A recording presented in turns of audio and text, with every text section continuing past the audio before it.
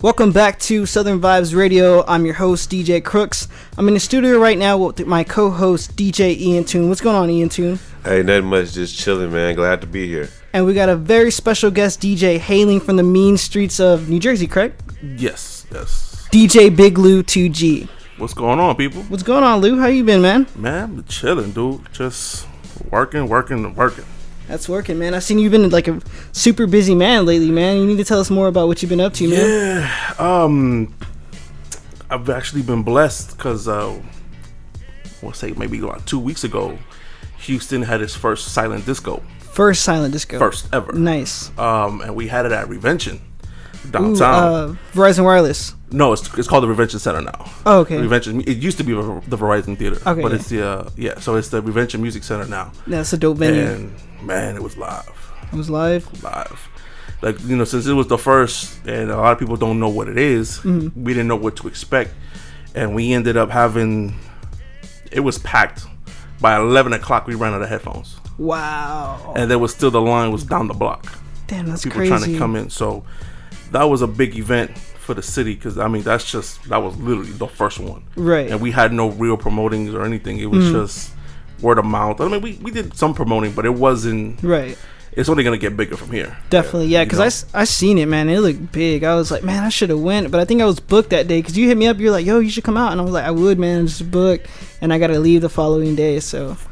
It was insane. It looked crazy. For the listeners, what is a silent disco? So basically, a silent disco is when you go to a venue and there's no speakers. Everyone has a headphones, and depending on the group that's throwing it, it's between 2 or 3 DJs playing at the same time. So each headphones, you have different channels that you can tune to, and you have the choice of what you want to rock with. Right. You know, like let's say the 3 of us are playing and you're red, blue, and I'm green. You know, anyone can tune in through any of those 3 channels and hear whatever we're playing. Okay, and you can personally see like what they're listening to on the headphone color, or? Yes. Okay, so. Yes. That's pretty cool. Would you say there's like a different workflow, you know, as far as doing an event like that compared to regular DJing? Because I know like. It's harder to read the crowd. Yep. Because you don't just have the crowd. It's in a sense it is kind of like a competition of sorts, to where you're like, okay, I only see 30 people in my color. Okay, I gotta switch it up and get these people to come over to me. You know, and it's difficult because you don't have a monitor. Ooh. Like your headphones. So you're literally just playing out. Yeah. Right. I mean, I had to use the headphones, my headphones to cue, and as well as the other headphones, so I could hear what's out. Right. And it was difficult. It was difficult because that was my first time ever playing at a silent disco. But it was dope because it was like being at a mini festival. Nice. Like the stage looked like, I mean, they had the lasers and all that stuff. It looked like I was at Stereo Live or something. Yeah, it looked really dope. Yeah. Like I saw your name up there with the graphics on it. I was like, man, that's super dope. Yeah. So you're originally from New Jersey, correct? Born and raised. So what would you say it's like really different between Houston and Jersey within the DJ culture? Just the way. The best way I could put it is not necessarily the culture, is in the styles. Okay. East Coast DJs are known for just slamming on the one. Right. You know, there's not a lot of mixing that you hear. You hear some that do it, but overall it's just a slam. Right. Every track. You know, that's the thing. Me being out here and being a part of that, being part of the scene here, I actually prefer it to where it's a continuous flow. I mean, yeah, you want to put your flair on it. I mean, there's times and places where you can slam in and that will sound dope, but not every single track. Right. You know, that's the only thing I wish there was more. I guess I want to say more like cleanliness. Okay. As far as mixing from the East Coast guys. Right. That it's just a different world. It's just the way that because every area has their style and how and of course different music genres as well. Right. You know, I know they got a lot of like, you know, be more out there, and over here in Houston we listen to primarily more rap music. So right. Growing up in Jersey, that's when you picked up like DJing, right? Actually, I started here. Oh wow. Okay. Yeah, I actually started late in the game. Okay. I was really older. I was like 26 when I started. Oh, okay. And I always had a love for music, and I've always wanted to, but I didn't have the opportunity to actually learn back home. Gotcha. What I did, what helped me out being back home or being from over there, is I learned music. Okay. Period. You know, there's a lot of people is, you have your hip hop cats, you have your house cats, you have, you know, just do the reggae. But I've listened to so many different styles of genres. So when I decided, okay, I'm gonna do this, it was very easy for me. Gotcha. You know, so genre jumping, I did that from the jump. Nice. Like literally, I didn't say, okay, I'm gonna start off playing hip hop, I'm gonna start off playing R&B. Right. I just said, I love all these different styles. I'm gonna just go all in. So even before DJing, you kind of like already established like that open formatness in your music taste. Yes. Because like I say this a lot, like not everybody just has. I mean, there are people that listen to the same genre all the time, but not everybody has, you know, the same genre that they like all the time. Right. I mean, everybody has at least one rock song they like or Right. one country song they like. Right. So that's something I say a lot. You still feel like you're more comfortable in a specific genre than any other ones right now? Honestly, no. Because I get bored doing the same thing. Yeah. I mean, I can do it all except for country. I can't. Feel the same way. No. It's funny, me and him have that conversation all the time because he's like, man, I hate country. And I'm like, I used to be the same way, but man, there's some songs that I really enjoy. And I just force myself to learn like the different song structures within country. Here's the crazy thing. When I was a kid, there was some artists I didn't mind. Alabama, Randy Travis, I used to fuck with him heavy when I was a kid. You know, so when I moved out here and I just saw what country is, I was like, oh hell no. Oh no. I think it's a tempo thing for me. It just it's too slowed down, especially like when you're in the middle of a set and it just like that country out of nowhere just kind of throws everything. Are you from here? I'm from Texas. I So you want to talk about slow down, but everything is top to screw here. Hey, it's different, but it don't have a beat down with the country compared to the Because you need them redrums, fam. Come on. I'm all down with the redrums. So you mentioned that you started learning at 26 over here in Houston. Who would you say is like somebody that guided you, like learning that, or did you learn by yourself? I started learning by myself. Okay. And of course, when you first start out, and I'm pretty sure you guys can attest to this. When you started doing it, I was like, I've been practicing for a while, you know. I'm the shit. Exactly. Right. And then you have someone that is the shit listen to you, and they're like, nah, bro. Right. Or you see somebody that is like, and you're just like mind blown, and you're Well, like, I gotta go practice. I was always into the scene. I mean, obviously, just like the majority of people, my biggest idol's always been Jazzy Jeff. Nice. Always. Yep. You know, even since back in the 80s. So that he was always someone that I looked up to, and I was like, okay, I want to be like that someday, you know. So I forgot the point where I was trying to make with that, but when I came here and I started learning, I was like, yeah, I'm good, you know. I got What this. equipment were you using back then? I started off with Newmark. I had one.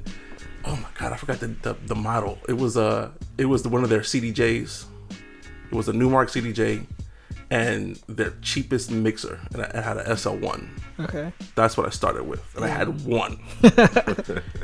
Yo, I actually did. Funny thing is, my first bar gig, I was covering for Elroy. Ooh. Yeah, rest in peace, Elroy. R.I.P. Elroy. I was covering for him at Washington Drinkery. Okay. And I brought out this bullshit ass Newmark CDJ and my mixer, and surprisingly, I tore that bitch down. You know, because I was like, I'm not. Right. This is just gonna be awful. And I shut it down. Surprisingly. So, yeah, I'm so glad I finally started from there, because you know, whenever you start, you're not gonna have the dopest equipment from the jump. Right. You know, you gotta build up, and you know, just like everybody else. But, or even like the best song selection, because I mean, like when you first start out, you start getting everything from iTunes or just CDs in general. You don't know about record pools yet. Well, unless you know people. When I started, I knew a few DJs. Oh, okay. Beforehand, you know, before I started practicing on my own. And the crazy thing was, the first time I ever touched any DJ equipment, it was literally at Toke Bar during open hours. Oh shit! Okay, Ratchetness. right. Never been there. Does it get ratchet? Well, I mean, it's closed now. It doesn't exist anymore. Okay, so it was that ratchet. Okay, It doesn't exist anymore. Okay. So literally, my first time touching equipment, period, was in front of a crowd. Wow. So How did that happen? I do the DJ, Okay. and I've known him for a few years, and I kept nagging him like, "Yo, teach me how to spin, teach me how to spin, teach me how to spin." And finally, one night, he goes, "All right, you ready? Huh? Right now." I'm like, "But there's people here. It's like, yeah. Let's go right now." So he taught me. He basically showed me how to mix real quick. Obviously wave writing, and just go. That's crazy. All right, fuck it. I probably would have got scared. I've been like, nah, I'm good, fam. Nah, because I've been around. Like, I shadowed him so many times. I was his MC for the longest. Okay. You know, so I knew what it entailed. Mm-hmm. You know, it's just saying, okay, putting my hands on the equipment and saying, okay, now I'm gonna go. Right, and that has to be like a great level of trust from him, because obviously you don't want to mess up his set or have any issues with the venue. Right. So. But the good thing is it was early. Oh, okay. You know, it wasn't peak hour. Gotcha. But it was damn near there. It was like 11 o'clock. Did it feel long when you were playing, or? Oh man, that was a while ago. So it didn't feel too long. It was just I felt a focus that I didn't really have before. Okay. You know, it was just like, okay, I felt like everything was like a tunnel vision. I was just Like, okay, focus on what I'm doing. Gotcha. You know, because I'm like, okay, I'm gonna try something new. I'm gonna do this. You know, all right, I'm gonna make this shit happen. right. So back then, were you going by BIGLOU 2G? I've always have been. Okay, I've cool. had this name since high school. So 2G is a lot of people ask me what it means. It's literally 2,000, $2,000. 2000. Yeah, that's the year I graduated high school. Oh, okay. So I've had this name since like '98. You know, so I mean, I just went by that, and I said, well, I'll just use that. I never changed it. I thought about changing it a couple of times, but you know, it's obvious. Right. My name's Lou. I'm big. There you go. 2000. Yeah. So you mentioned that was pretty much like a very iconic night for you as a DJ, as far as learning, especially in front of a crowd. Is there any other nights that like been like the best nights as far as you being like being a DJ? Ooh. That's a good one. That's a good one. Well, the drinkery, that my first true gig on my own with nobody. Gotcha. That was a big night. The biggest night I've had so far was I played out in LA a couple months, like last month. Nice. Because well, actually no, it was June, because now we're now in August. Right. So far that's been the biggest for me. It was a all throwback party. Oh, nice. And what's so dope about it is in the area. So it's in North Hollywood where this club is. Okay. And it's popping on a freaking Thursday. It was insane. Right. And all they do is straight throwbacks. That's pretty dope. Nothing else. But the crowd is all young. Oh, okay. So what's so dope is out there's a lot of dancers. Right. Right, especially in the area. All the big dance studios are in that area, right around where the club is. Mm-hmm. So you go in there and there's nothing but real dancers. Not Nice. just these little thoughts that you see in the club. No, I'm talking for real, like crumpers. And I bet they all look good. Well, some of them look good too. Yo, yeah. The whole night is just ciphers all around. Nice. It's dope. It's dope. It was. That was probably the best night I've ever had, as Right. far as just spinning, because it was just not only that, it was a big goal, because it's like, okay, me coming from the East Coast, I said, all right, well, there's 3 main cities in this country that I want to play in: New York, Vegas, and LA. Yep. You know, so not having the opportunity to play back home yet. Right. I think that's my next goal that I'm trying to Right. make happen. But to be able to go to LA and essentially book it on my own. I mean, I've had help with people introducing me to whoever, but essentially me booking it on my own and going out there and just smashing it. It was what the crazy thing was about that night was the residents, all they played was originals. There was no remixes, there was no edits. Really? That's kind of weird. Nothing. It was straight originals. And it was weird because I came in playing all kinds of shit.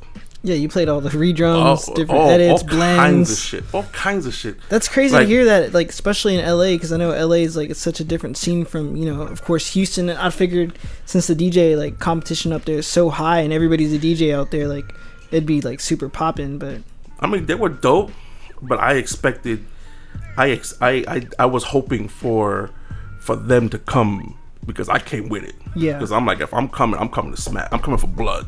Here I'm coming out hard. Like my tagline has always been obliterate the dance floor. Nice. Like that's my goal every time I play. I want to see cracks in the floor. Like I know I'm exaggerating, but that's the point. And that's a good mindset to have, especially when you're going out to any kind of gig. Period. But yeah, man, that's dope. That's really inspiring to see that somebody that I know actually, booked out their own stuff in LA and even killed it, because LA is like, so like you said, like the three biggest cities are like Vegas, LA, New York, and just to even do anything out there, it's a good look. So that's pretty tight, man. Yeah, it was dope. And then you also did a guest set out there too, right? I did a radio show. Nice. There's a station called Track Life. Shout out to Track Life one time. Yeah, it was the layover show. And I was the guest DJ for that as well. And it was so crazy because the hosts, they're very picky with their music. Okay. The vibe is real chill. Mainly hip hop, some like chill funky house stuff that they like to play. Like their DJ is ridiculous. DJ Nicky Boy, he was ridiculous with the edits. Nice. And I said, okay. Like, the funny thing was, I'm sitting there waiting because they tell me, okay, you're going to play the second hour. I'm like, all right, cool, no problem. He burned me a few times because I was like thinking, okay, well, I want to try to keep it with the vibe that he's setting, but at the same time still do me. Yeah. So he played a couple like Mubaso edits that I was going to play, and I'm like, damn. The hell am I gonna do? That's funny you mentioned that because I was like, I'm trying to keep it with the vibe, and then I was talking to the host, and she was telling me, she's like, you know what, just do whatever. I was like, well, I'm gonna play some Jersey Club. And when I said that, her eyes just lit up. She was like, yes, please. I was like, all right. And I just like I said, my main thing has always been the big thing for me is I don't want to be like everybody else. I just had this conversation last night where I was telling a couple of younger DJs, we all have the same ingredients. We all have the same tracks. It's not what you play, it's how you play it. That's how you cook it. Right. What's gonna make you stand out? And for me, I like going left. Like I'm not gonna play the typical stuff that you're gonna hear over and over and over again. I'm gonna play some shit that you don't even know, or you haven't heard in a while, or it's gonna be some crazy ass blend, or it's gonna be something so off the wall that you're gonna be like, what the hell is that? Yeah, and in that way that everybody will talk about you because they're gonna be like, man, I can't believe you play this song. I think Jazzy Jess said something to the extent of that. It's all about those songs that they don't expect at the club. They're gonna be like, man, he fucking played this song, that was so dope. Because like you said, like even when I go to the clubs or like just like to a restaurant, they'll have like a DJ or anything, it's always the same shit. Like you kind of expect it, and you can be like, oh, I know what he's playing next, he's gonna play this, and they're like, how the fuck do you know that? And I'm like, I'm a DJ, I can like, it's kind of like regular shit. Like, it's just typical stuff you hear every day on the radio and everything. It's just like, come on, bro. Surprise, right? Yeah, so what are currently like some of your main challenges as a DJ, like, coming up? Currently? Yeah. So I think my main challenge is, this is gonna come out wrong, I'm not that friendly.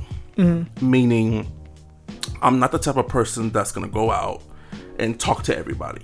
You know, I'm very reserved when I go out. I'm just more laid back. I just want to chill. Right. You know, I have my nights where I want to turn up and act stupid, but for the most part, I'm just gonna chill and watch my surroundings and see what's going on. Check out what the DJ's doing. Right. And meeting people is not really my forte. You know, so I think that is the biggest challenge for me personally. Because unfortunately in this industry, what you know only gets you so far. Right. You know, the biggest thing that's going to either make you or break you is who you know. Yep. You know, and it's sad, but that's just the nature of the beast. That's just the game, and that's what you signed up for. Right. And I feel like I kind of have the same thing too. Like sometimes I don't want to like talk to people or anything. I just kind of want to do my stuff and then leave. But then over time I'm like, no, you got to talk to people. You got to network with people, and you know, meet this guy, shake this guy's hand, stuff like that.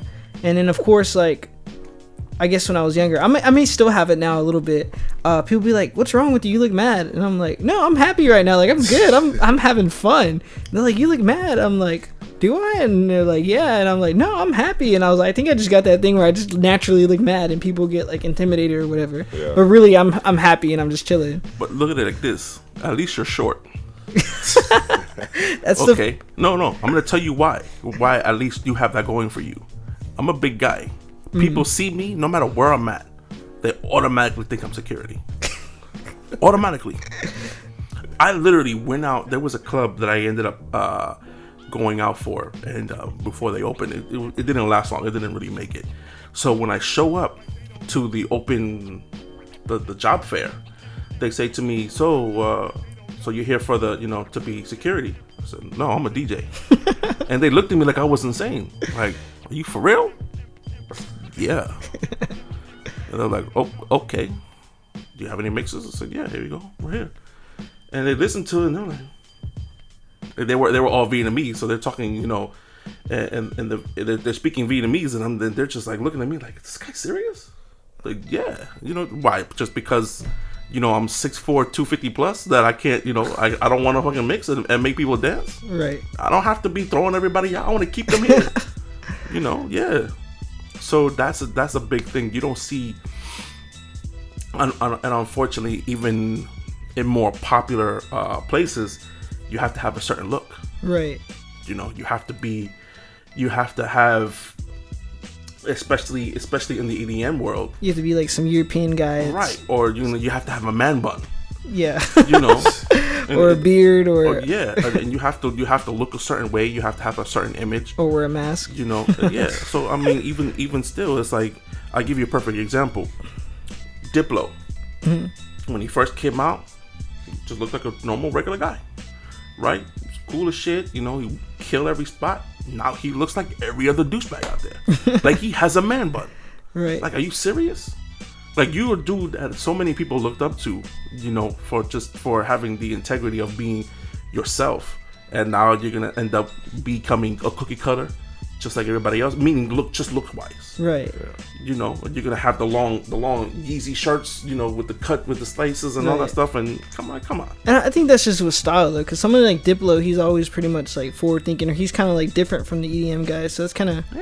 He looks just like the EDM guys. He looks just like them, but maybe that's just the style that everybody's doing. His sound is still like, tier 1 compared to everybody too. So. Yeah, because that's like, I mean, if that's the case, he'll still be wearing like Jinko jeans and shit and like big ass t-shirts. See, I wish people would do that. On some real shit. Be different. Be, it's not just on the sound. It's not just on the sound. You want to be different. Just be a different person. Just be an individual. Period. It's like, I don't want to. One thing I would say, just tell everybody that asks me for advice: be unique. Mm-hmm. Find your sound, find your style, right, and do you, and always grow. Don't be the same. And I see what you're saying, because I noticed that like a lot of the DJs that are in the DJ scene, they kind of look alike. Like, everybody's wearing like the black T-shirt or the fucking deep V-neck, or just some simple black club attire, because you're not gonna be seen anyway. Or with the Vans, or like, or even just sneaker culture in general. Like, sneaker culture has been popped like mainstream within 2012. Now everybody's wearing Supreme. Now everybody's wearing stuff that people were wearing back then, and that wasn't, I guess, super popular. Right. So I totally understand. So since we're on the verge of talking like that, what are some other things that annoy you as a DJ? That annoy me as a DJ. Yes. Management. Bar and club managers, owners, who don't understand what it is that we are supposed, what we do. Right. Now, when you're working at a venue, our job is to make that venue money. Period. Yep. You know, by entertaining the people. Yep. So a lot of managers, they want a certain thing played. We want to hear, let's just say for example, we want to hear top 40. Right? There's a whole bunch of places here in the city that do this. Yep. We would just want to hear top 40, very little rap, very little hip hop.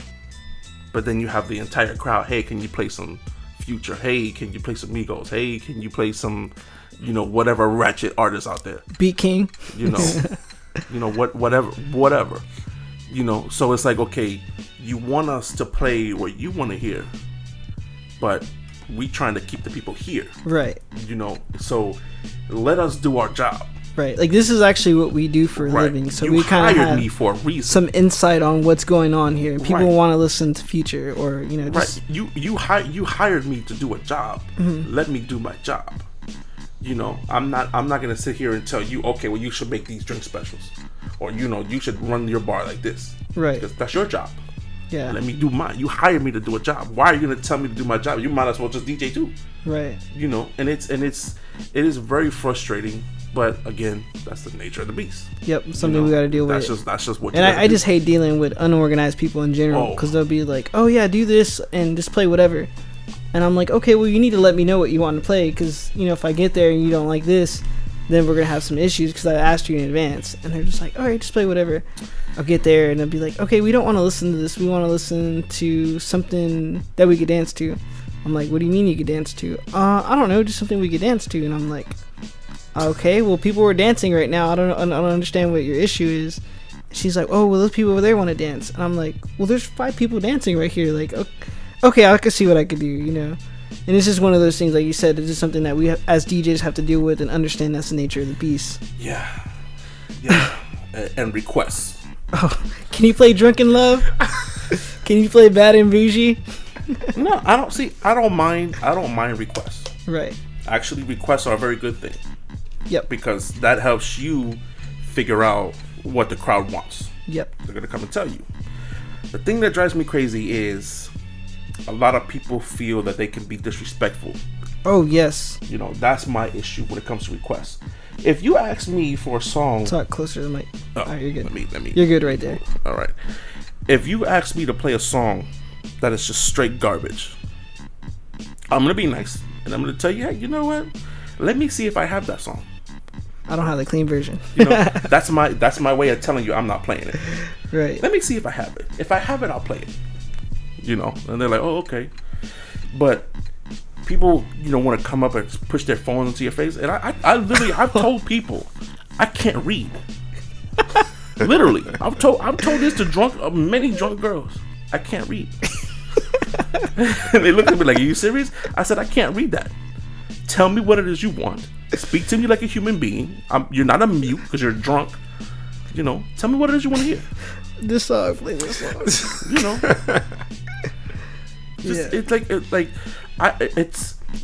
I welcome requests. Right. Welcome it because that, you know. Unless you're disrespectful. Right. Because at the end of the day, you don't have to play that song. You don't. Yeah. But then you kind of want to, just so you can make sure everybody's entertained and you're doing, you know, your job. But see, sometimes you can be lost. Yep. You don't know where you want to go.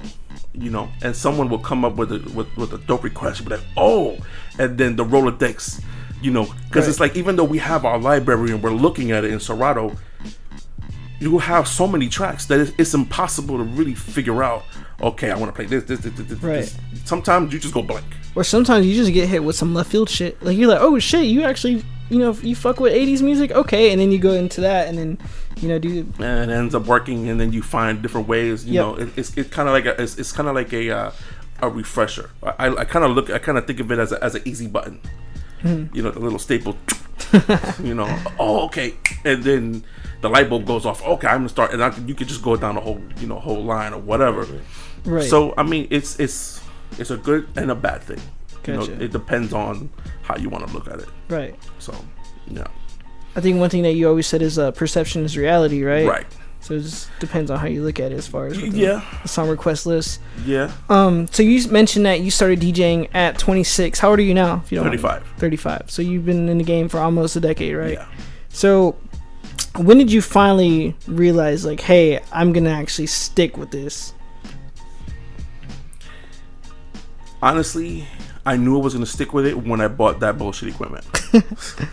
Because if I'm going to spend my money on this, because regardless of what you're doing, whatever it is that you decide to do, whether it's DJing, artist, rapper, whatever, you're making an investment in yourself. Right. If you're going to drop $1,000 on equipment, right, that's just an even number. If you're going to drop $1,000 on something, you're making an investment in yourself. So if I'm going to spend that money, you better believe I'm going to use it. Right. I'm gonna make sure that I'm gonna learn the ins and outs of that equipment, because this is what I want to do. Right. Once I make that decision, that's what it is. If you're not gonna do it, don't waste your time. Don't waste your money. That's very true. Don't waste your money. You're wasting your time. There's a lot of like upcoming DJs or just people starting out, and they'll just buy the most expensive equipment and just get bored with it like after a week or a month, or get frustrated because they're like, I'm not getting where I want to get to. Right. I think there was somebody at Mega that came to Mega. It was a mom, and she's like, hey, do you have these CDJs? It was like the newest CDJs and like a new Pioneer Club mixer. She's like, do you have this? And Vin's like, oh no, I don't sell CDJs, but you can buy them here. And she's like, yeah, my son wants to DJ. I'm gonna buy him all this. Wow. And I was just like, wow, that's crazy. And Vin was like, does he know how to DJ? And she's like, no, he's just starting out.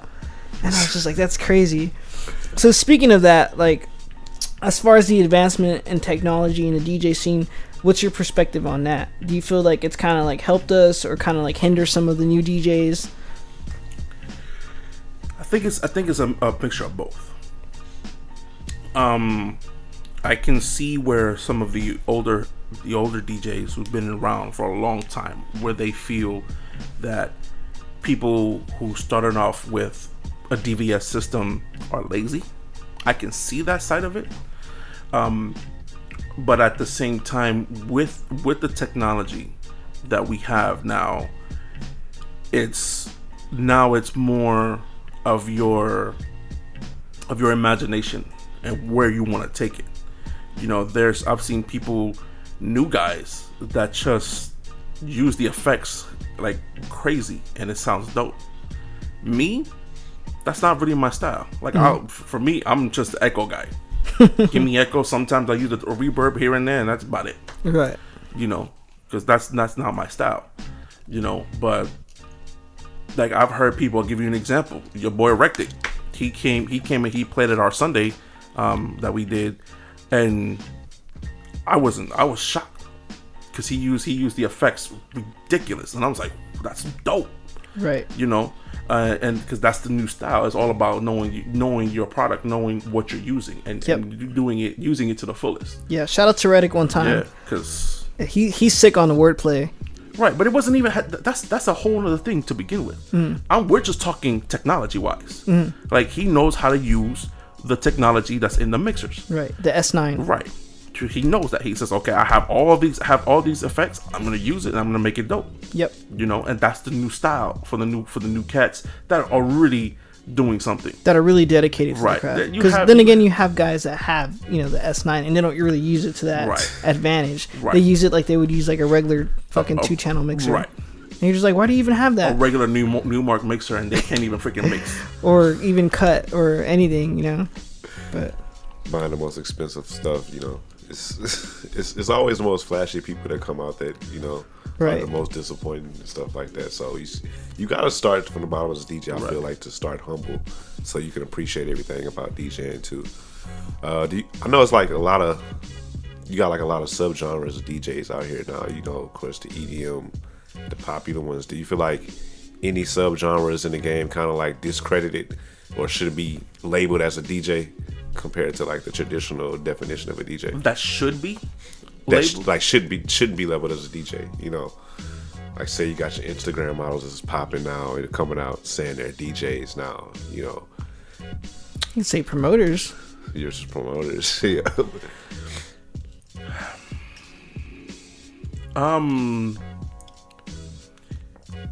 The thing that the ones that I'm not a fan of are you see a lot of celebrities, yeah, you know, come out and they say, "Oh, I'm gonna DJ now." Paris Hilton.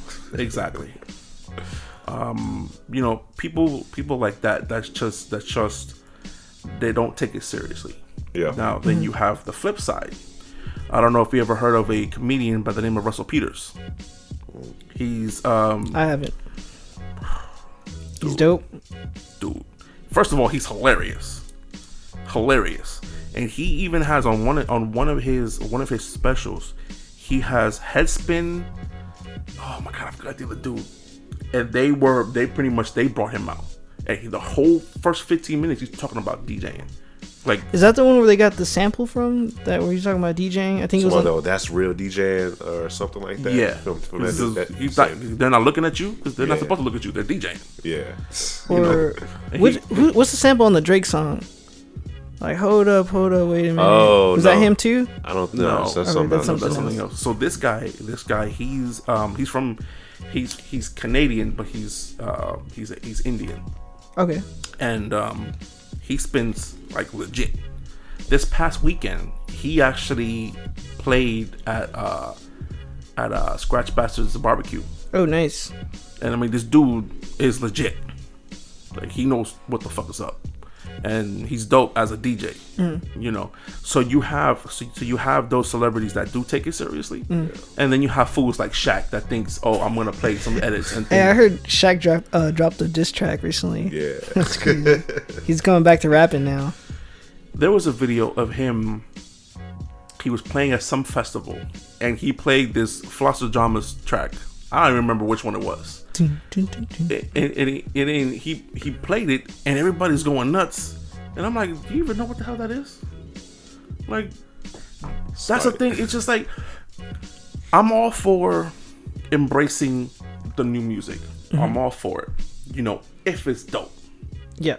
You know, but it's like, don't just play something because you just see that it's cool and you see everybody else doing. Don't just play it for that. Right. You know, that's my issue.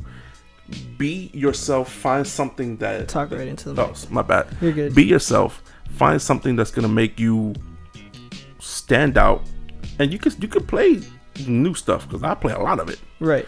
You know, I'm not talking about rap. I'm just talking about all the crazy edits. You know, like the Jersey Club and all that stuff. Just period. Yeah. You know, and it's just like it's upsetting to see people who don't take it seriously. Right. And that's how I feel with some of the new rap. Like, don't get me wrong, I like some of the new rap joints, right. But there's some of them like, dude, how do y'all fuck with this? There is no substance to this. Like, I feel wrong for playing this shit, you know? You know, this is the era that we're in right now. It'll change at some point. So with that being said, what do you think, like, the art of, you know, hip hop or rap is going to go within the next few years? At this point, I have no idea. Because the quality has gone down so much that I can only. I mean, you go from mumble, where are you gonna go from there? You know, I mean, don't get me wrong. There's still a lot of MCs out there, like Kendrick Lamar, right. J. Cole. What we're talking more. That's obviously mainstream, but just it's crazy to me. I don't understand why we have to dumb it down, you know, or why it became dumbed down, because it doesn't have to be. I know at some point there's going to be a renaissance, and I hope Kendrick is the one leading the charge. You know, him, Chance. Talk about that. Chance's brother, Taylor Bennett, ridiculous. He's a DJ? No, he's a rapper. Oh, I need to check him out. Ridiculous. I mean, bars for days. It's crazy. You know, so it's like there's people out there that have substance. It's just, for some reason, the masses don't want to hear that right now. I think it's just easier to digest in a way because they just play it and it's like, okay. It's like real rappers going underground again, like back in the day, you know. And and everything's just melodic right now. Yeah, right. Everything, and they're like, okay, cool. Like I can nod my head to this, and the beat goes hard. So it's crazy. Because everybody might even stand up anyway when they listen to it. So it's like, nah, that's all. Oh, and the drug culture definitely has an effect on it as well. You know. Yeah. You know, everybody's definitely getting more into, you know, Xanax and shit like that. That's so predictable too, like you said before. As far as DJs dropping predictable stuff, it's crazy. People gotta switch it up more in what they do, not only DJing, but you know, just in the music industry.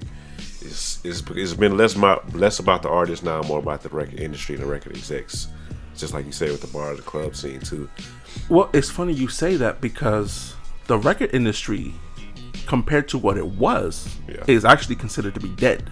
Yep. Yeah. Now, because of SoundCloud. Not just SoundCloud. What killed the record industry was actually Napster. Yeah. Because if have you seen the Defiant ones? No, I gotta check it out. Watch it, because they talk about all of that. I'm definitely gonna have to check that out. They talk about all of that. But I would say SoundCloud definitely has had a big influence on that as well, because you have all these young and upcoming rappers. They're doing that and just going independent. Yeah. You know, sort of kind of like the Chance the Rapper way in a way. Yeah. I mean, it's definitely the internet completely changed. Yeah, the internet. I would just say the internet in general. You know. Yeah, that's just. And you got a new avenue now with the streaming too. It's like bringing back some more money to, I guess, the more record execs and stuff like that too. And again, watch the Defiant ones. Yeah, we're definitely gonna check that out. If you guys are listening right now, watch the Defiant ones. I believe it is on HBO, correct? HBO. It is. It explains all of that. All of that, and it's dope. You don't even understand how big this whole streaming thing is. Like the whole purpose of the documentary is to show the genius behind Dr. Dre and Jimmy Iovine. Jimmy Iovine, since the 70s, he's worked with everybody you can think of. Is he the guy that found Eminem or introduced Eminem to Dre? No. No. It wasn't him. It was his. And he talks about that. They talk about that too. Okay. It was an intern. It was an intern of Jimmy's. Yeah, an intern at the record label. Oh, okay. And he says, "Hear this guy." And then Dre, he played it for Dre, and Dre was like, "Give me him." Right. Like they actually explain My Name Is. That was the first time they met. When they recorded My Name Is, that was the first time they met each other. That's crazy. And they did that right then and there. That's hilarious. That's crazy, man. I'm telling you, you have to watch it. I'm gonna watch it, man. It's so dope. Yeah, it explains everything. I've been watching Mad Men, so but yeah, we'll definitely check that out. So since we're talking about new music, what are some new music that you know of now that you actually would recommend to our listeners? New music, or just even some old stuff that you just been listening to that you're checking out. For me, my main thing is I love the edits, I love the blends, I love the remixes of throwbacks that are just making it sound new. Me being from Jersey, my favorite thing is Jersey Club. Nice. I mean, that's every time I play, I don't feel right unless I play at least 3 or 4 Jersey Club edits. Right. That I prefer the older trap house. The newer stuff is just a little bit too crunchy for my taste. Right.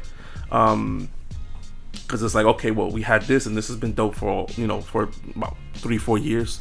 Let's just add a whole bunch of extra noises that so no one will understand. Now it sounds dope in a big spot. But when you're listening to it like us, and you just listen to it in the headphones, you're like, you're like, I don't know about this one. Yeah, but when you hear it played out at a big venue, it's like, oh, that's why. Mm-hmm. Sounds dope in a big venue, but other than that, yeah, the reason why I asked is because I noticed that you just put up a new mix. It's the New Jack Swing mix, right? Yes. I checked it out, I believe, last week, and it was really dope. I'll give you props on that one. Appreciate it. I was asking if there's anything that you're listening to right now that, because sometimes I'll just even go back and like even just check out some of the stuff that I have like in my crates, like stuff that I picked up at record shops, and just listen to it and just. It's funny because sometimes you get inspired to do certain things, and there's no real rhyme or reason behind it. It just happens. Like that night, when I decided to make that mix, it was funny because someone on Facebook actually says, "Hey, DJ friends, you know what? I would love to hear a New Jack Swing mix." I was like, "Huh, different. Nobody's done it in a while. You haven't seen that? Okay." Literally, I saw it. I went home and I did it. Like it was done within that same night. Nice. So it's like for me, it's like, okay, what's gonna be different? What's gonna make me stand out? What? That's my main thing. Is what am I gonna do that's gonna make me sound different, or do stuff that hasn't been done in a while? Exactly. And for me as a younger DJ, it just inspired me and actually opened up another subgenre or genre of music that I didn't really know about, because I was like, yo, I never, like, I've heard you have a few bangers on there that I've heard that I've heard in movies or just in general that I know of, but there's some songs that I didn't know of, and I was like, yo, this is really dope. Like I should really just start looking into this. And if you're gonna start looking, since we're talking about that specifically, Teddy Riley is the genius behind it. I'm gonna check it out. He is the one that created New Jack Swing.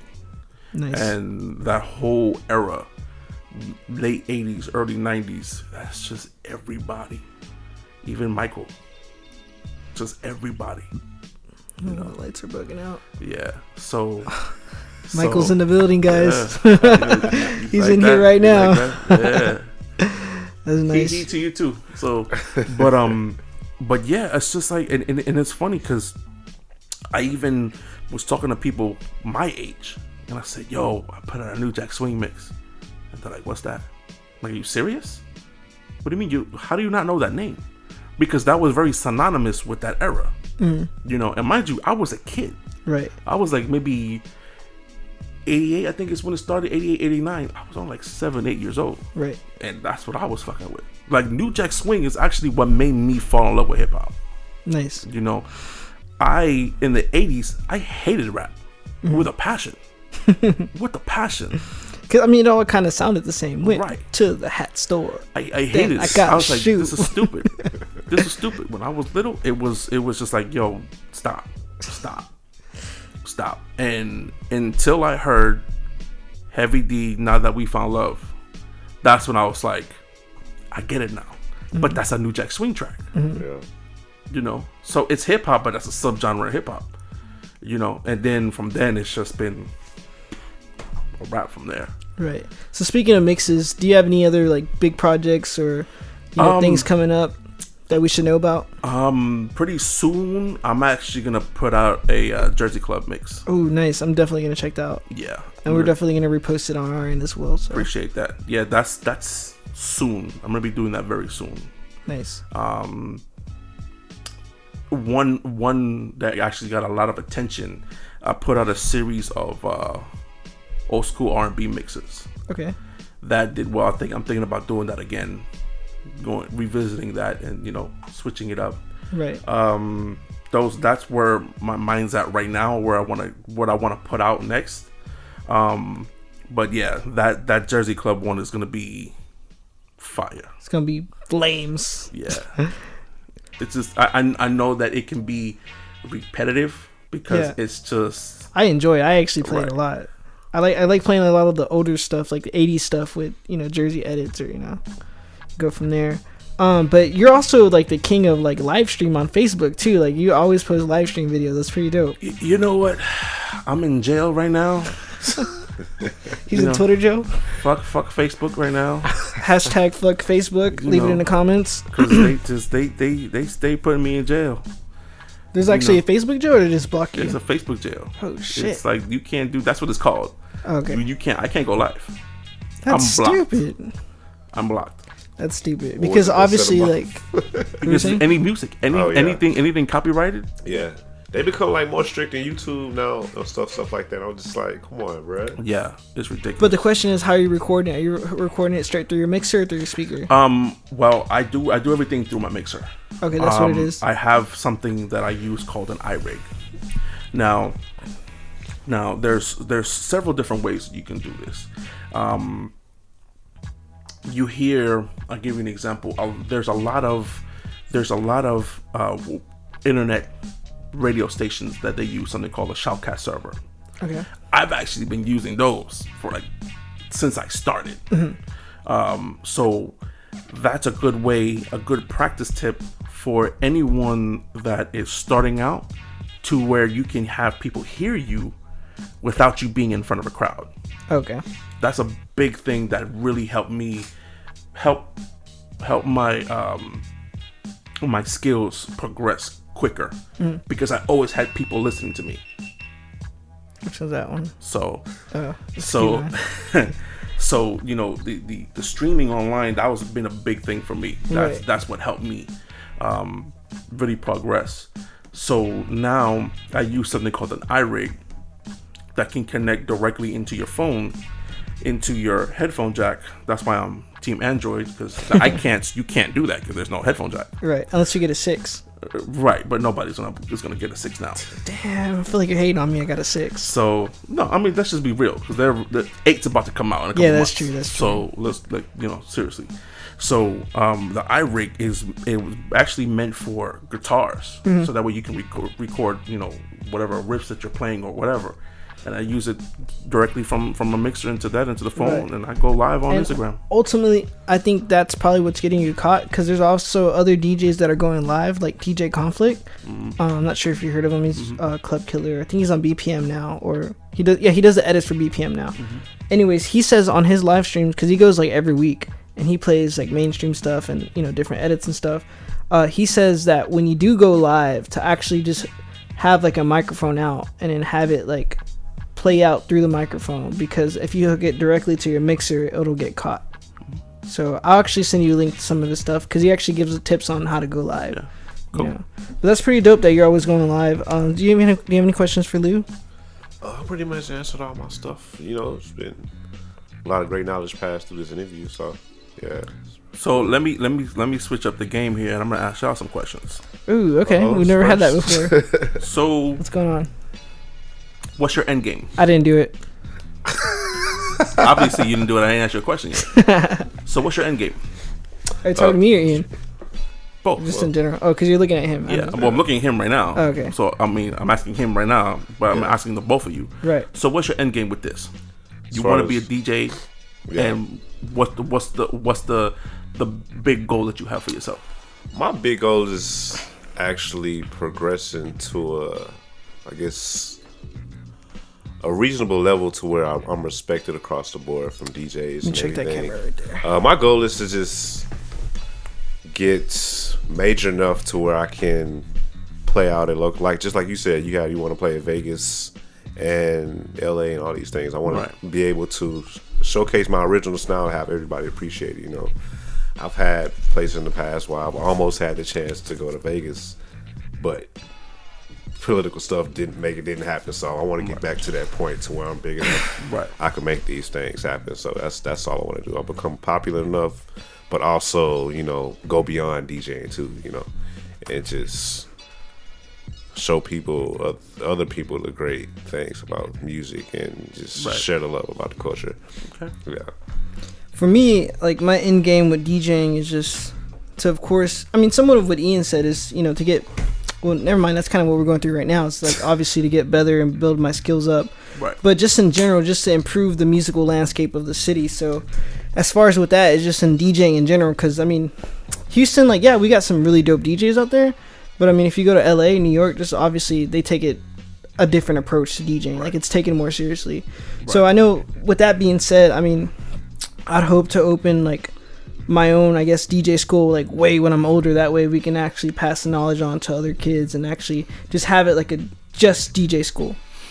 But why does it have to be way when you're older? Way, because I got a lot of stuff going right now, and right now I'm young. So right now I'm actually in a stage where I'm actually, doing DJ battles, and of course, booking my own gigs and stuff right now, and of course, doing a podcast right now. So right now I was just trying to expand my network and build relationships, because I mean, right now, like I said, I'm just working on the craft right now so hard. So I feel you. So I'll put it to like this: me personally, I've been in the game 9-10 years now, right? But for me, at this stage, maybe because I'm older, for me is I want to help the younger guys, help them realize, help them see their potential in what they can be. You know, because everybody says, "Oh, I'm gonna DJ, I'm gonna make people dance." Okay, that's great, but what's gonna make you you? You know, for me, it's all about sharing the knowledge that I've gained. You know, I still have a lot to learn. You know, I think we all do. You will never stop learning. Exactly. Period. It's never gonna stop. But as I gain the knowledge, I spread it out to whoever's gonna listen. Because at the end of the day, that's only gonna elevate the culture. Yeah. Right. So, and at the same time, if you see younger cats, or even people your age, and you see that they're not really taking it seriously, but because they don't know, spread that knowledge. Exactly. Even if you know one thing, I'm sorry for cutting you off. Even if you know one thing, even if you say, well, you know what, this is how you mix from track A to track B. Period. Regardless of the case, spread that knowledge because you know it. That's information. It's not just meant for you. When you learn something, it's not just meant for you to learn it. Exactly. And that's something that we do all the time. Like, even when I have like some of these up and coming DJs, like, hey, do you have any like songs that I can use for this type of event? I'm like, fuck this guy. Like, are you seriously not going to do your research and like find your own songs? Like, this is something that you need to do as a DJ. Yeah. So I'm like, you know what, man, just come through the studio and then we'll chop it up. So then right there, I was telling him, and you know, more of a, you know, PC nice way of like, hey, like, you're a DJ, you need to come do this on your own. I'm gonna show you this though. Like, there's a thing called record pools. Like, check this out, and like actually walk them through, and you know, try to help them as best as I can. Like, right. You know, so that's at the end of the day, that's what I plan on doing later on. Once I get, I don't even know. I feel kind of dumb saying this because like, there's really never a right time to do something. Right. So sometimes you just gotta have to do it. Like, kind of even with the podcast, like, I've been sitting on this idea for 2 years, and then all of a sudden podcast is cool now, and I'm just like, man, I'm just gonna do it because like there's nobody in the city of Houston doing something like this, so I'm just gonna do it and, you know, put our flavor on it and make it straight for DJs. Right. So I don't know, maybe that's something that I'll end up doing, but like I said, I just want to, you know, put as many people on as I can with whatever I build up as a DJ. So. And that's great, you know. But again, the main thing that I would always tell with anybody, even if you're starting out, whatever information you know, share that to the next person. That's what essentially what we're here to do. Right. You know, this whole reason why we're alive, why we even live, it's just to learn. That's the only reason why we're alive. And I guess, you know, have fun while we're here, you know. Right. But I mean, it's like regardless of everything, you learn something every day. Exactly. You know, so since our only sole purpose of being on this earth is to learn, and it's just to gain knowledge, spread that knowledge when you can. You know, because you don't know what kind of effect that you have on the next person. Right. You know, that was one of the big things that I tried to instill when I was the assistant teacher at Break Free. Nice. You know, I wanted the students in that class to say, hey, this is what I know. I can teach you what I know. Right. You know. And I would say that you successfully did that because everybody in there was like, lose a dick, but he taught us this. And it was like, he doesn't mean to be like that. It's just, he loves this art so much that he's gonna be like, hey, you're messing up, do this, like this, you need to practice. Right. And you're actually the one that actually was like, not like, I guess, tiptoeing around the subject. You're like, hey, you need to practice. And obviously, you know, that ended up working with all of us because now I could say that I'm a lot better since I met you and Gons, and of course, you know, little C-Ray has you know, gotten better. So yeah, and even with him, I'm, you know, seeing where he's gone. You know, I'm proud of him. I'm proud of all you guys. You know, because you guys really took what we tried to instill and just took it further. Exactly. You know, and we only Gons. I can speak for myself. You know, all we wanted to do was just to spread the knowledge. Right. You know, hey, these kids want to learn. Cool. We're gonna teach them the right way. You know, it's not our jobs to be oh, you're trying, it's okay. Fuck that. Work on it. Yeah, you're fucking up. Stop. Work on it. If Exactly. this is not right, I'm gonna keep working with you until you get it right. Right. Because that's the whole part. That's the whole point of you taking the class. Definitely. If you because we had some kids, actual kids. If their parents are gonna spend money, we're not gonna waste their money. We're not gonna waste your time. You're not gonna waste our time. Right. You know. And although it was just a semester, I've learned a lot within that whole semester. So that's pretty dope. And I'm glad I was able to meet you and gone through that, because obviously we still talk to you and have a relationship today. So you mentioned that you're going to do a big move sometime in the future. You said you're moving to California, maybe? Yeah, not maybe. I'm trying to find work out there right now. Nice. And as soon as I get a job, I'm gone. So this whole learning I'm essentially going to start literally from scratch. Gotcha. You know, pun intended. You know, it's because it's going to be, you got to go into a new city. And even though I have a couple of contacts that I've made, when you go to a new city, you got to start all over again. You know, and it's especially when you go to a city like that, it's grind or die. You know, it's either I'm gonna grind and make this happen, or I'm gonna be homeless. Right. Yeah. I'm not gonna be homeless. What do you think attracts you to LA scene more, like the sound or the lifestyle? Both. Both. See, one thing I will say about LA, they show a lot of love out there. Okay. You know, Houston, the scene here is not, it's not great for DJs. Talk to the mic. Oh, still not? Okay. Yeah, you can just move it up if you want. Let me do that. Okay, let's push this back. Sorry about that. You're good. So, the scene here, the people, unfortunately, the masses here do not appreciate what the time and effort that we put into it. Not saying that they don't have the same thing in LA or New York. Everywhere has the same people that just want to hear the nonsense. Yeah. But there's a lot of events and a lot of people out there, especially in LA, that are doing stuff that's making them be different from the norm. Yeah. That, like I said, for example, this whole throwback night. You know, you go in there, you hear throwback night, you automatically assume it's going to be 40-year-olds in there. Yeah. But no, it's like college kids bugging, you know, to like true old school shit. Yeah. You know, and I'm not even talking the popular stuff like Biggie and Pac. Like, I'm talking like EPMD, you know, and Kumo D, and you know, the old school cats, like the true old school cats, and they're wildin'. You know, so it's like, okay. And I guess since that was my introduction to LA, I was like, oh hell yeah, because this was right up my alley. Yeah. You know, and then so the simple fact that since we have all these different subgenres that make all these crazy remixes and all these crazy edits that we all love to play, the fact that I can take something old and make it sound new again, I'm combining two eras, two generations, and saying, look, we can work together and we can make this ridiculous and make it sound crazy. You know, because everybody, like the residents, they were looking at me like, yo, you play some dope shit. You know, because it's like, I'm not gonna play.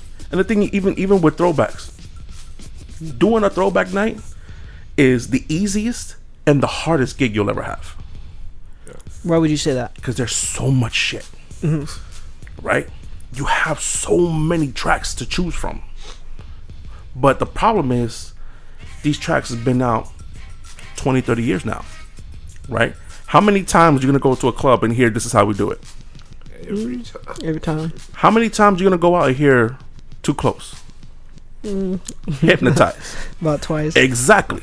So it's like, it gets to the point to where it's the same thing. You have all of these tracks to choose from, but everyone sticks to the same ones because they're timeless, of course. But there's so many other stuff that you could use. You know, there's so many. There's so many tracks out there that people forget about that are dope. A lot of people that don't even know about. You know, so it's like, if you have all that it's so difficult because everybody knows all the same typicals of Poison. I love Poison. I love that damn track. You know, I mean that's one of my favorite tracks of all time. You know, but I'm not gonna play the original.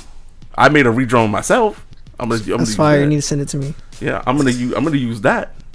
But I'm not. You know, it's like again, it's all about refreshing what's old and making it new again. Right, or just putting your own twist on it. Right, just being different, just not the same. Okay, this is the regular radio edit that we've heard 45 million times in the last 30 years. Okay, it's the same old. Okay, you know, it's like there's so many different stuff, and it's like, honestly, and to kind of change the subject, I cannot wait till producers start sampling again. Please bring that back. Because, well, it's kind of hard to sample because it's not. It's easier now more than ever. Yeah, it's easier, but now you gotta. I mean, people obviously got smarter, and you can't use like so and so's record because this label won't let you, or you got to pay a lot of money just to use a sample. So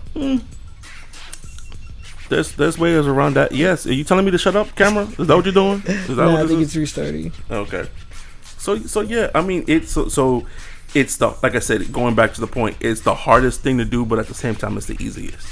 Because you're going to have the most fun playing a throwback party. Yeah. Right. You know, anybody can turn up and do this all night. You know. Yeah. But I feel like 90s parties especially are like the hardest parties out there to do. It's fun. They're the hardest. It's literally, it's the hardest and the easiest. Now, the thing that I have an issue with here in Houston, when you go to a hip hop party, and we're talking, let's say we're doing a 90s hip hop party, or just a throwback party, period. Yeah. A true hip hop party is not just hip hop. Exactly. You have funk, reggae, house, you know, R&B. The majority of true hip hop parties. Well, first of all, there's not that many here to begin with. Yeah. But I've been to a couple that it's just straight hip hop all night, and it's like, okay, that's dope, but that's not a true hip hop party. Yeah. You know, and I guess that's just how it is here, but back home, yeah, it's everything.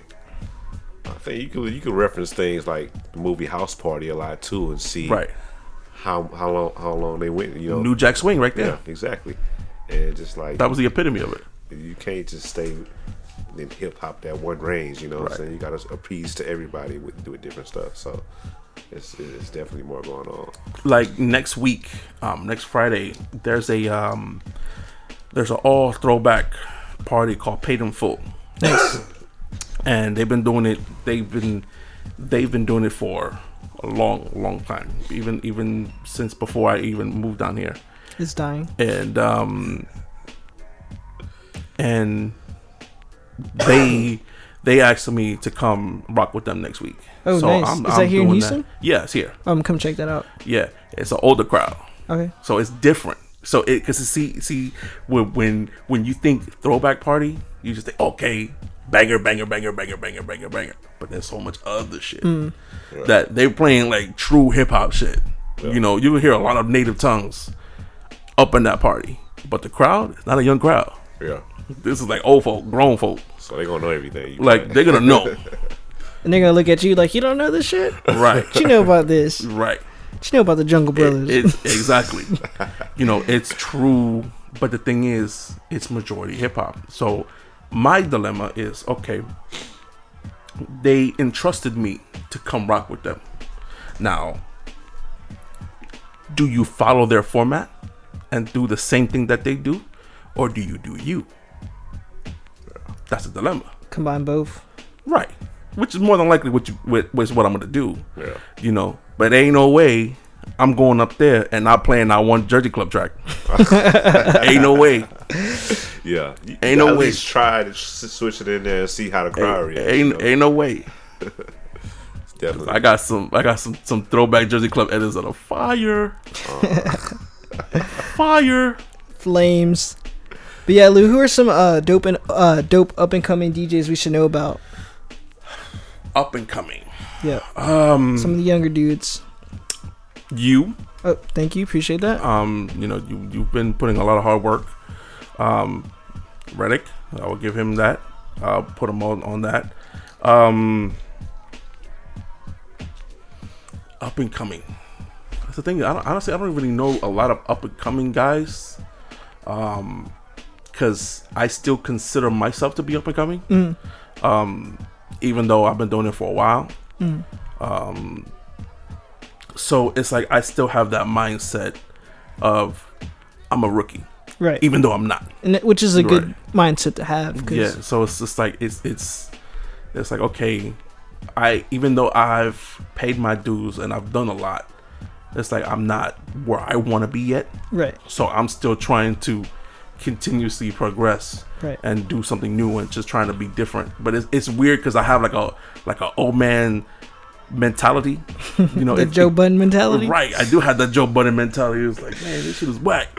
You know, you been left out bad, man. Fuck this, I'm out. You know, so I do have that old man mentality, but I get it. I understand why things are the way it is. So it's just. But going back to the question, yeah, I would honestly I don't really know a lot of new cats because I'm too busy. Or just like people focused like on me that you see like online that maybe it's not super popular yet, as far as like to the links of like A-Track or Z-Trip, or just dudes that are really doing dope shit that are like up and coming. I say this about a producer, and he is a DJ, but speaking to the mic a little bit. Yeah, you're good. My bad, people. Troy Boy. Oh, his shit's dope. Illy? Yeah. That one's fire. Yeah. That one's pretty fire. He just, even though he's popular, but he's still, as far as a DJ, he's not to the point of, let's say, you know, Jeff or Z-Trip or, you know, something like that. But that's one major one that's like everything he puts out is fire. I don't think I've ever heard not one whack track. Yeah, I definitely agree. Basic out of the Bay. BAESIC. BAY. Oh, okay, it's a different Basic there. Yeah, BAYSIK. Okay. I've seen him somewhere. I don't know where. Yo, his edits are ridiculous. That's probably where. That's okay, where yeah, Vic I have is. one of his edits. Yeah, that's where Vic is actually out there with him right now. Vic G? Yeah. Oh, nice. Shout out to Vic G. Dude one time. is ridiculous. I mean, his producing game is crazy. There's a dude out of Chicago by the name of Quality. Okay. DJ Quality. Ridiculous. Plays a lot of house? No, he does a lot of B-more stuff. Oh, okay, nice. He does a lot of B-more, a lot of cumbia. For some reason, I guess this is like the cumbia renaissance. Yeah, like everybody's playing cumbias like now. Everybody, you know. Dusty and reincarnated. Right. You know, it's like, okay, well, I guess this is where we're going now. You know, which, I mean, I fuck with it to a degree. You know. But like when you go to every South by Southwest party, it's cumbia. Cumbia Remixes. Right. Cumbia trolling, as me and Gonz would say. Right. It's just like, okay. Oh, next track. Guns N' Roses? No, fuck that cumbia. You know, it's like, okay. You know, it's like, damn, Gotcha. At least switch it up or something. You know, but I get it. Once you love a certain sound, you tend to stick with it. Yeah, or it's definitely a trend within a DJ culture. Right. So at the end of every interview, we always ask one last question. If you're to deliver your last 30-second speech to the whole wide world regarding DJs or artists or just people in general, what would that be like? Or just advice? Learn how to mix. Well, you heard it from BIGLOU 2G himself. All you guys got to do is just learn how to mix. Thank you, BIGLOU, for coming by the studio. We really appreciate you coming by and spending some time. If there's anything that you need from us, such as like promotion or anything from the Southern Vibes team, feel free to ask. You're pretty much family. I appreciate it. And, thanks for having me. We're going to get into your mix right now. So Bet.